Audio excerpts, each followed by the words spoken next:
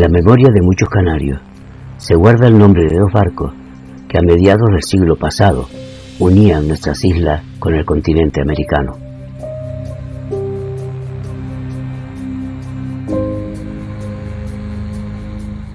La Compañía Transatlántica Española adquirió en 1957 los buques gemelos Montserrat y Begoña.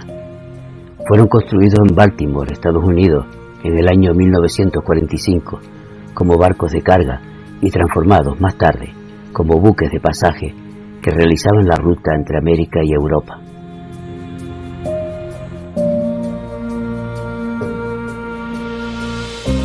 Uno de esos viajes tuvo lugar el lunes 3 de agosto de 1970, cuando el Montserrat, al mando del capitán don José González Conde, partió a las 17 horas del puerto venezolano de La Guaira, con 630 pasajeros y una dotación de 180 tripulantes rumbo a Tenerife, Vigo y finalizando su travesía en el puerto inglés de Southampton.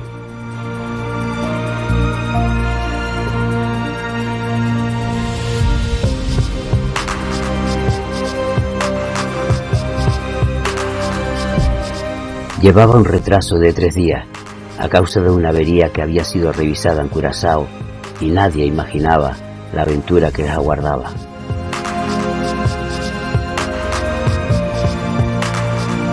A pesar de esta reparación, una avería en las bombas de alimentación no producía el vapor que debía llegar a las turbinas y el barco navegaba con lentitud.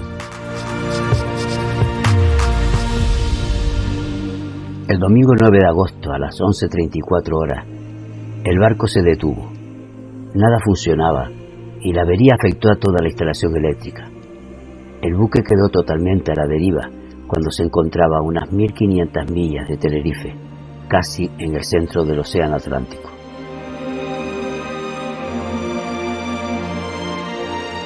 Aunque en principio no existía riesgo ni para el pasaje ni para el buque, se solicitó por radio la ayuda de un remolcador holandés para el traslado de la turbonave.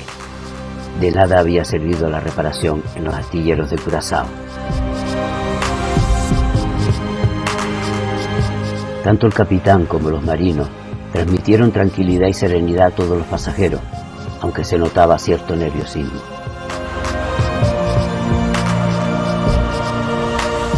Ante la ausencia de energía eléctrica, los frigoríficos no funcionaban y los alimentos, entre los que se encontraban gran cantidad de carne y pescado, fueron arrojados al mar, con lo cual se vieron rápidamente rodeados de gran cantidad de tiburones.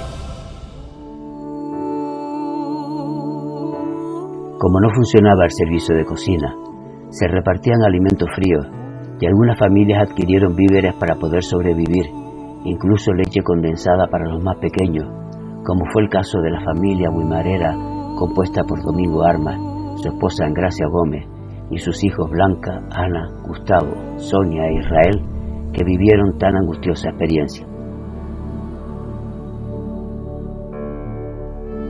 El pasaje dormía en cubierta, en el comedor o en los pasillos alumbrados solamente por linternas o lámparas de quinqué.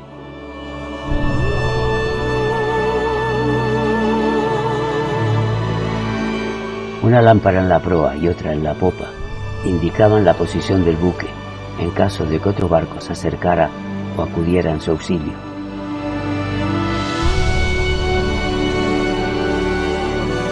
Por la mañana, pasajeros y tripulación, provistos de chalecos salvavidas, salían a cubierta y a través de megafonía el capitán ordenaba a todos acudir, a veces a babor y otras a estribor, para evitar que el barco volcara.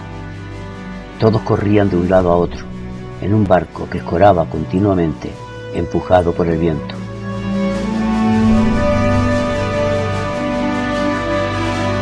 El día 11 pasó junto a ellos un barco, y cuando todos pensaban que acudía en su ayuda, siguió de largo.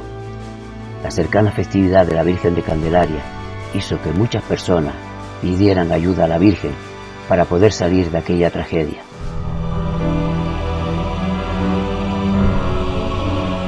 A las 4:30 de la tarde de ese mismo día, llegó en su auxilio el Begoña, al mando del capitán don Gerardo Larrañaga, que navegaba desde Venezuela, y se situó a 180 metros del buque averiado.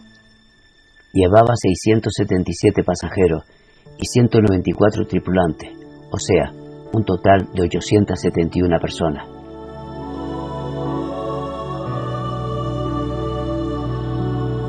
Los capitanes de ambos buques acordaron realizar el transbordo de pasajeros al siguiente día. Esa noche, el barco se alejó impulsado por los vientos alisios.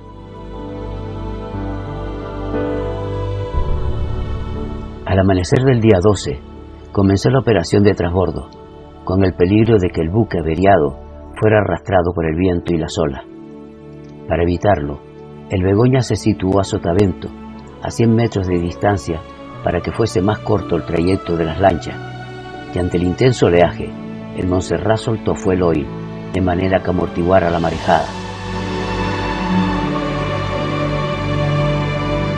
Una operación arriesgada y sin precedentes, con olas de alrededor de 2 metros de altura.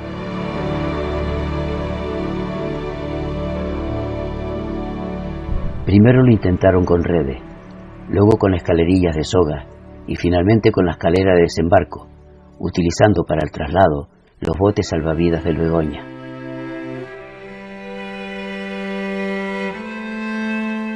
El transbordo se realizó en silencio y con la ejemplar actuación de los tripulantes de ambos buques, que protegieron de las olas a los viajeros y recomendando no sacar las manos fuera de los botes ante la presencia de tiburones.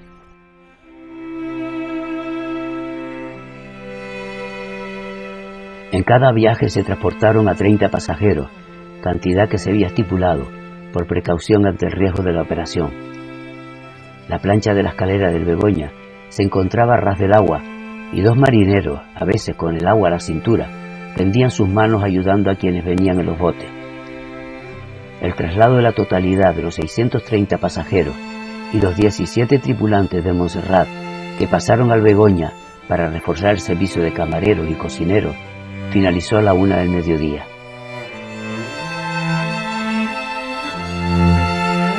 En el Begoña fueron recibidos con leche, café y bebidas calientes y se le adjudicaron improvisado alojamiento. El día 13, y muy de mañana, con ambos navíos parados en pleno Atlántico, tuvo lugar la operación de traslado del equipaje de camarote. Más de 1000 maletas y bultos de mano, así como más de 50 colchones y almohadas, fueron transportados de un barco al otro. Esta vez sí que hubo grandes dificultades, porque el oleaje era enorme.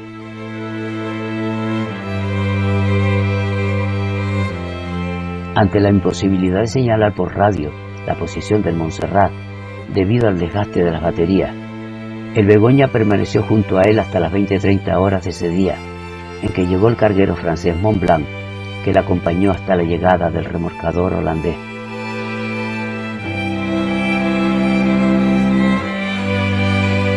El Begoña se despidió del Montserrat rodeándolo en círculo y lanzando cohetes de despedida, mientras una pequeña orquesta entonaba un pasodoble español y las 1500 personas, emocionadas, agitaban pañuelos de despedida, deseando suerte a la tripulación del barco averiado que dejaban atrás.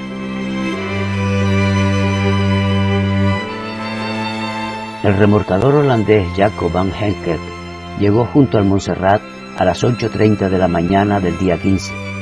Ambos partieron rumbo a Curazao, llegando al puerto el sábado día 24, para entrar seguidamente en los astilleros y reparar la avería que se produjo en sus máquinas.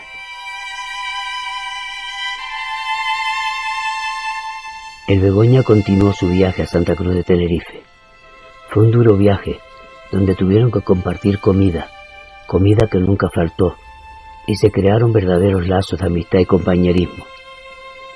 La ejemplar actuación de la tripulación quedó de manifiesto al proporcionar abrigo ante el intenso frío del océano y la improvisación de camas y literas en los pasillos y salones del barco. El Begoña llegó al puerto de Santa Cruz de Tenerife el 19 de agosto a las 2 de la madrugada, pero el desembarco tuvo lugar a las 6:30 de la mañana, con un público, en su mayoría familiares de los viajeros, que le recibieron emocionados.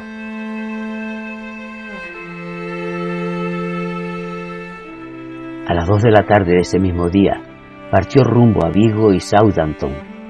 El momento de la despedida fue muy emotivo.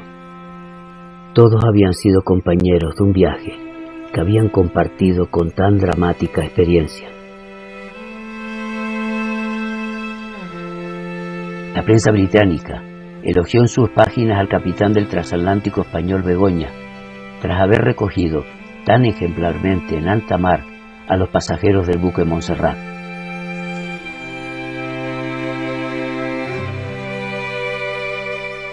Fue una experiencia única, y quien la vivió no la olvida.